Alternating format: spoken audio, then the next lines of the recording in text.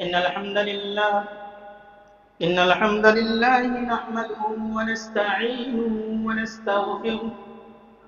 ونعوذ بالله من شرور أنفسنا ومن سيئات أعمالنا من يهده الله فلا مضل له ومن يضلله فلا هادي له أشهد أن لا إله إلا الله وأشهد أن محمدا عبده ورسوله أعوذ بالله من الشيطان الرجيم بسم الله الرحمن الرحيم يا أيها الذين آمنوا اتقوا الله حق تقاته ولا تموتن إلا وأنتم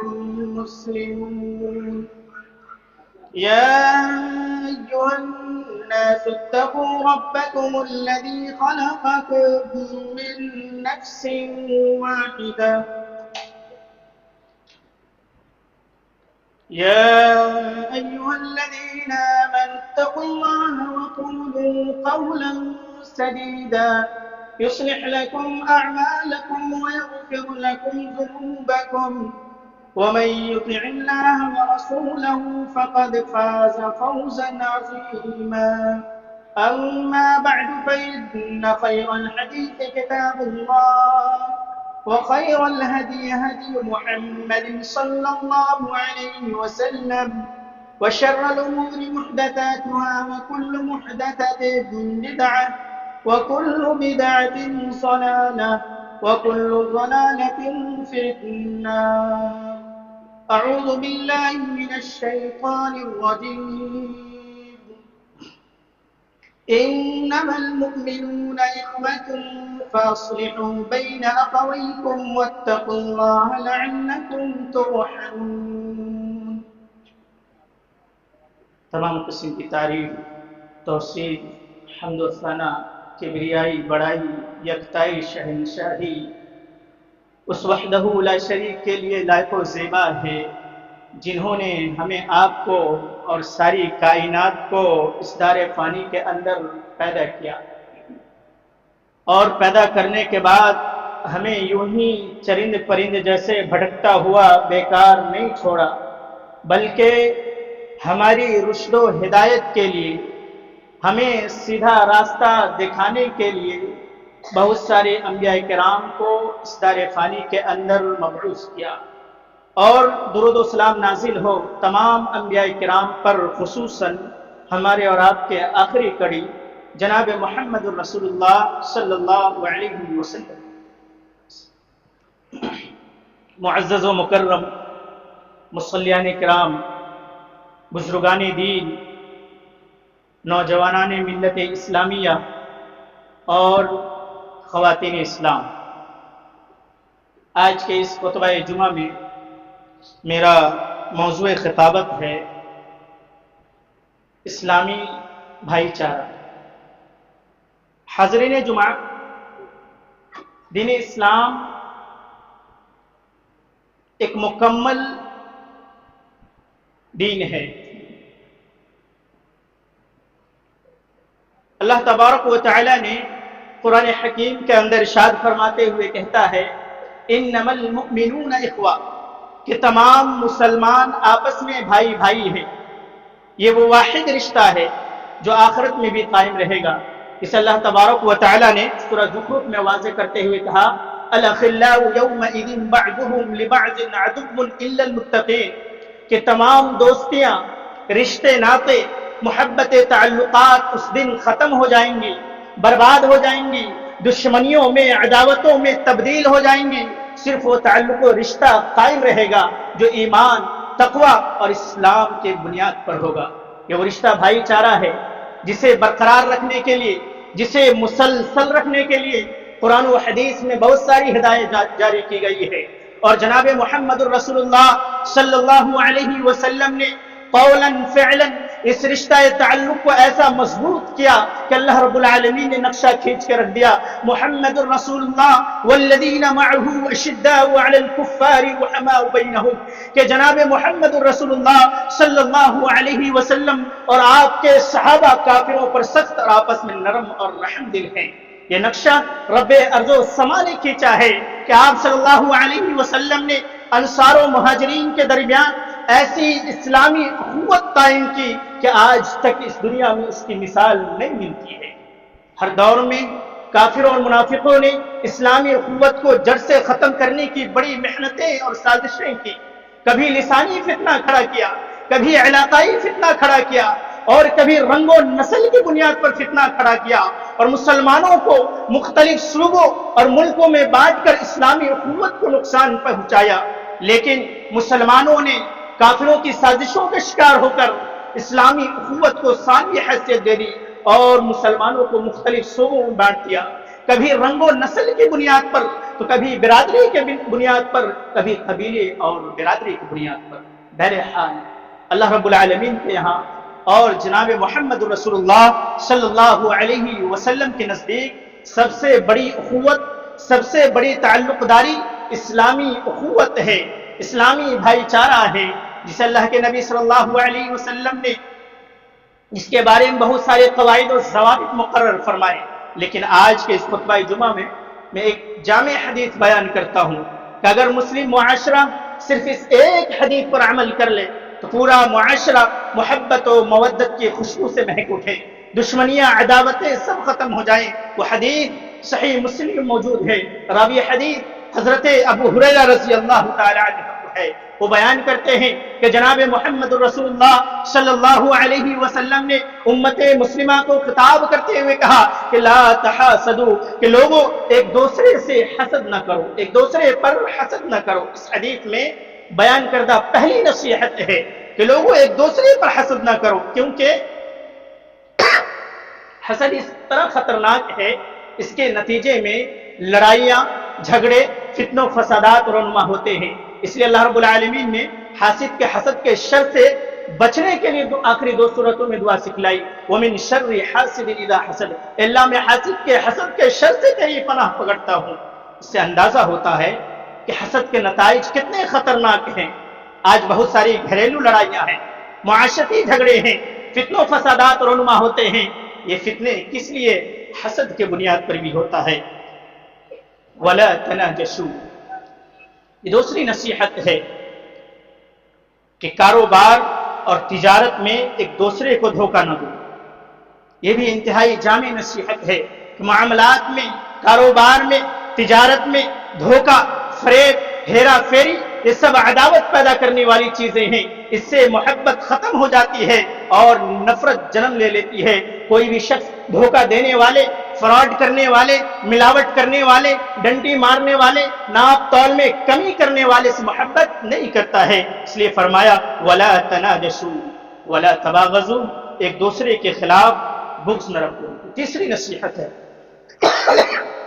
کہ ایک دوسرے کے خلاف بغض نہ رکھو، اپنا دل صاف رکھو۔ اگر کسی سے رنجش ہو جائے، عداوت ہو جائے تو اسے درگزر کرے۔ اس لیے کہ آج اسلامی معاشرے میں بغض و عناد اس قدر زیادہ ہو چکا ہے، اس قدر بڑھ چکا ہے کہ معمولی سی باتوں پر سالہ سال ناراضگی قائم رہتی ہے۔ جبکہ آپ صلی اللہ علیہ وسلم نے ہجرت مدینہ کے وقت سب سے پہلا خطاب یہ فرمایا تھا۔ حضرت عبداللہ بن سلام رضی اللہ تعالیٰ عنہ بیان کرتے ہیں کہ جناب محمد رسول اللہ صلی اللہ علیہ وسلم نے ارشاد فرمایا افشوا السلام واطعموا الطعام وصلوا الارحام وصلوا باللیل والناس نیام تدخلوا الجنۃ بالسلام، کہ السلام علیکم کہنے کو عام کرو، کھانا کھلاؤ، صلہ رحمی کرو، اور رات کے وقت جب لوگ غافل ہو جائیں، اپنے اپنے بستر پہ چلے جائے، تم اٹھ کر تہجد کی نماز ادا کرو تو تمہیں سلامتی کے ساتھ جنت میں داخل کر دیا جائے گا۔ بہرحال اللہ کے نبی صلی اللہ علیہ وسلم نے بغض کو ختم کرنے اور محبت کو قائم رکھنے کے لیے کہا کہ قسم ہے اس ذات کی جس کے قبضہ قدرت میں میری جان ہے کہ تم اس وقت تک جنت میں داخل نہیں ہو سکتے جب تک کہ تم کامل مومن نہیں بنو گے، اور تم اس وقت تک کامل مومن نہیں بن سکتے جب تک کہ تم ایک دوسرے سے محبت نہ کرنے لگو گے۔ تو اللہ کے نبی صلی اللہ علیہ وسلم نے صحابہ سے اعلان کرتے ہیں، اے میرے صحابہ، کیا میں وہ چیز تمہیں نہ بتلاؤں جس چیز پر عمل کرنے سے تم ایک دوسرے سے بھی محبت کرنے لگو گے؟ تو صحابہ اکرام رضوان اللہ علیہم اجمعین نے کہا، وما ہن، اللہ کے رسول وہ کون سی بات ہے، وہ کون سا عمل ہے، وہ کون سی چیز ہے جس پر عمل کرنے سے ایک دوسرے سے بھی محبت ہو سکتی ہے؟ تو اللہ کے نبی نے کہا، افشوا السلام بینکم، سلام کو عام کرو، سلام کو پھیلاؤ، ولا تدابروا، ایک دوسرے سے قطع تعلقی نہ کرو۔ یہ چوتھی نصیحت ہے، ایک دوسرے سے بائیکاٹ نہ کرو، یعنی بات چیت بند نہ کرو۔ اگر کسی سے زیادہ ہی تکلیف پہنچتی ہے تو 3 دن تک کی اجازت ہے، چوتھے دن کی اجازت نہیں ہے، کیونکہ بخاری مسلم کی روایت ہے، حضرت ابو ایوب انصاری رضی اللہ تعالی عنہ بیان کرتے ہیں کہ اللہ کے نبی صلی اللہ علیہ وسلم نے فرمایا کہ لا تحاسدوا، لا يحل للرجل ان يهجر اخاه فوق 3 ليال يلتقيان فيعرض هذا ويعرض هذا وخيرهما الذي يبدأ بالسلام، کہ کسی مسلمان کے لیے حلال نہیں ہے تو اپنے مسلمان بھائی سے قطع تعلق کر کے رکھے، بات چیت بند کر کے رکھے، اور جب وہ دونوں شخص ایک ساتھ ملے تو یہ شخص ادھر منہ پھر لے، وہ شخص ادھر منہ پھر لے، اور ان دونوں میں سب سے بہتر وہ شخص ہوگا جو پہلے سلام کہے گا، سلام میں پہل کرے گا۔ اور یہ قطع تعلقی اس قدر خطرناک ہے کہ اس کے ہوتے ہوئے عمل ہی قبول نہیں ہوتا۔ حضرت ابو ہریرہ رضی اللہ تعالی عنہ کہتے ہیں کہ لوگوں کے اعمال ہفتے میں 2 بار پیش کیے جاتے ہیں، پیر اور جمعرات کے دن، اور ہر اس شخص کو معاف کر دیا جاتا ہے جو کامل مومن ہوتا ہے۔ البتہ اس شخص کے بارے میں کہا جاتا ہے جس کے بھائی کے درمیان دشمنی ہوتی ہے، عداوت ہوتی ہے، بات چیت بند ہوتی ہے، اس کے بارے میں کہا جاتا ہے اترکوا ھذین حتی یفیا، انہیں چھوڑ دو، انہیں مہلت دے دو یہاں تک کہ وہ آپس میں صلح کر لیں۔ ولا یبع بعضکم علی بیع بعض،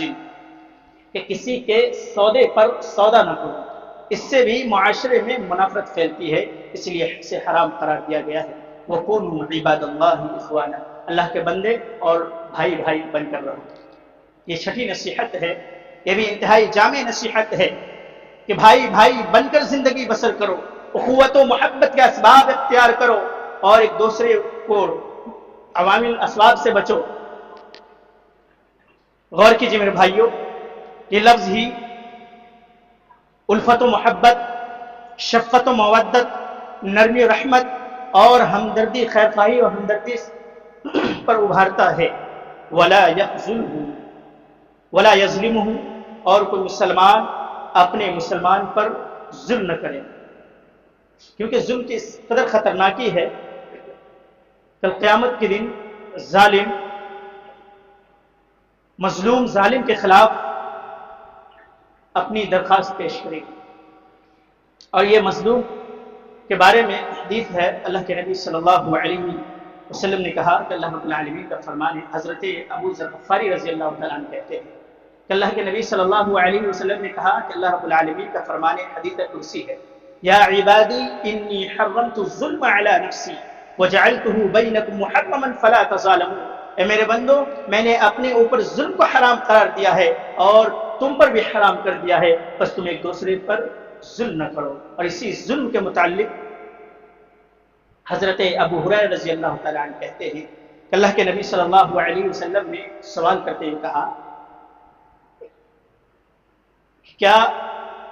تم میں مفلس کون شخص ہے؟ صحابہ نے عرض کیا، المفلس فینا من لا درہم ولا متاع، کہ ہم میں مفلس وہ شخص ہے جس کے پاس نہیں مال ہو اور نہیں ساز و سامان ہو۔ لیکن اللہ کے نبی صلی اللہ علیہ وسلم نے کہا، نہیں، ہم میں مفلس وہ شخص ہے جو کل قیامت کے دن نماز کے ساتھ آئے گا، زکوٰۃ کے ساتھ آئے گا، حج اور عمرے کے ساتھ آئے گا، لیکن اس حال میں ہوگا قد شتم هذا وقذف هذا واكل مال هذا وضرب هذا فيعطى هذا من حسنات وهذا من حسنات الى اخر الحديث، کہ اس نے زندگی گزارتے ہوئے کسی کو برا بھلا کہا ہوگا، کسی کو مارا پیٹا ہوگا، زندگی گزارتے ہوئے کسی کا ناحق خون بہایا ہوگا، زندگی گزارتے ہوئے کسی کی زمین کو غصب کیا ہوگا، زندگی گزارتے ہوئے کسی کو مارا اور پیٹا ہوگا، تو اس دن ظالم کی تمام مظلوم کی تمام برائیاں لے کر ظالم کو دے دی جائے گی، قبل اس کے کہ ظالم کی تمام نیکیاں ختم ہو جائے، تو مظلوم کی جو ہے تمام برائیاں لے کر ظالم کے اوپر لاد دی جائے گی اور اسے گھسیٹتا ہوا جہنم میں پھینک دیا جائے گا۔ اللہ اکبر۔ لیکن آج قتل و غارت، ظلم و بربریت کا ایسا بازار گرم ہے کہ آج ہم مسلمان پر ہی لوٹ ڈال رہے ہیں، اپنے بھائیوں کی ہی عزت و آبرو سے کھیل رہے ہیں۔ ولا يخذلہ، مسلمان اپنے مسلمان بھائی کو بے یار و مددگار نہ چھوڑے۔ یہ 8ویں نصیحت ہے، ایک مسلمان دوسرے مسلمان کو بے یار و مددگار نہ چھوڑے۔ اپنے مسلمان بھائی کی مدد کرنا اتنا بڑا عظیم عمل ہے، اللہ کے نبی صلی اللہ علیہ وسلم نے کہا کان اللہ فی عون العبد ما کان العبد فی عون اخیہ، کہ جب تک بندہ اپنے بھائی کی مدد کرتا رہتا ہے اس وقت تک اللہ رب العالمین اس شخص کی مدد کرتا رہتا ہے۔ آج ٹھنڈی کا موسم ہے، بہت سارے ایسے مدارس ہیں جن میں بچوں کو کمبلوں کی ضرورت ہوگی، سوٹر اور جیکٹ کی ضرورت ہوگی، اب جائیں وہاں ان کی ضرورتوں کو پورا کریں۔ اسی طریقے سے ولا یحقر، کوئی مسلمان اپنے مسلمان بھائی کو حقارت کی نظروں سے نہ دیکھے۔ حقیر کے نتیجے میں تکبر، تمسخر اڑانا، گالی دینا، یہ سب آتے ہیں، اور سب سے بڑا حقارت جو ہے سب سے پہلے ابلیس نے کیا تھا، ابا واستکبر وکان من الکافرین، اس نے نبی آدم علیہ السلام کی تحقیر کی اور اپنے آپ کو بڑا جانا، اور تکبر کرنے والا لا يدخل الجنہ، جنت میں داخل نہیں ہوگا۔ تو اللہ کے نبی صلی اللہ علیہ وسلم نے بات کا تسلسل کاٹتے ہوئے اپنے سینے مبارک کی طرف اشارہ کرتے ہوئے فرمایا التقوی ہاہنا، التقوی ہاہنا، التقوی ہاہنا، یعنی تقوی یہاں ہے، تقوی دل میں ہے، یعنی تقوی دل میں ہے، تمام خوبیوں اور برائیوں کا موجب دل میں ہے۔ ایک انسان، ایک مسلمان اسلام کو مانتا ہے، اپناتا ہے اور ان تمام چیزوں کو فالو کرتا ہے، اس کے ساتھ ساتھ اگر اپنے مسلمان بھائی پر کوئی آنچ آتی ہے، کوئی پریشانیاں آتی ہے، اس کو ہٹانے کے لیے، اس کو دور رکھنے کے لیے ہم ہر کچھ مہیا کرتے ہیں۔ ولا يبيع بعضكم على كل المسلم على المسلم حرام دمه وماله وعرضه، ایک مسلمان کا دوسرے مسلمان پر خون بہانا، مال لوٹنا اور عزت پر ہاتھ ڈالنا یہ حرام ہے۔ اس حدیث میں بیان کردہ حدیث میں 10ویں اور آخری نصیحت ہے کہ کسی بھی مسلمان کو جائز نہیں کسی کا ناحق طریقے سے مال بٹور لیں، یا اس کی عزتوں کے ساتھ کھلواڑ کریں، یا اس کا خون بہائیں۔ اور مسلمانوں کی یہ تینوں چیزیں بڑی قیمتی ہے۔ اللہ رب العالمین سے دعا ہے کہ رب العالمین تو ہمیں بیان کردہ تمام نصیحتوں پر عمل پیرا ہونے کی توفیق عطا فرما۔ رب العالمین ہم تمام لوگوں کے دلوں میں جس طریقے کی غلط چیزیں ہیں، بغض، حسد، جھوٹ، تمام چیزوں کو نکال پھینک دیں۔ رب العالمین اس دنیا میں جتنے بھی مسلمان بھائی پریشان حال ہیں، رب العالمین ان کی پریشانیوں کو دور فرما دے۔ رب العالمین جتنے مسلمان بھائی بیمار ہیں، اللہ ان کی بیماریوں کو شفا یابی میں تبدیل کر دے۔ رب العالمین جتنے بھی مسلمان بھائی مقروض ہیں، رب العالمین ان کے قرض کی ادائیگی کی کوئی صورت نکال دے۔ رب العالمین جتنے بھی مسلمان بھائی ہم سے پہلے اس دنیا سے جا چکے ہیں، رب العالمین ان کے گناہوں کو معاف فرما کر جنت الفردوس میں اعلیٰ مقام تک فرما۔ رب العالمین جب تک تو اس دنیا میں رکھ، ایمان پر، اسلام پر، عقیدہ توحید پر قائم دائم رکھ، اور جب خاتمہ ہو تو ایمان بالخیر ہو۔ آمین۔ تقبل یا رب العالمین، وآخر دعوانا الحمد للہ رب العالمین۔